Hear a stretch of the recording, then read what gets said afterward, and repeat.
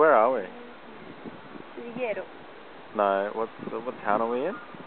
What's that? What town are we in? Cudillero. Cudillero. I thought you said Oviedo. Cudillero. Cudillero.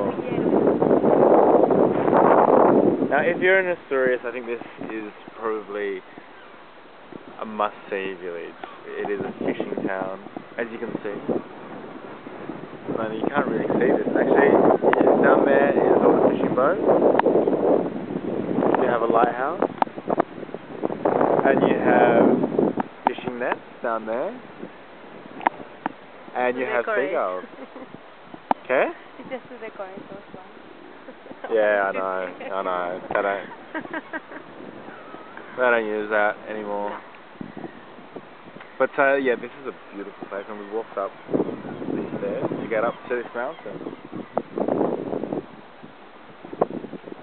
Cudillero. Cudillero. And how do you say it in Spanish? Cudillero. I thought it was cud. C-U. Cudillero. Let's get to this beach of Silencio.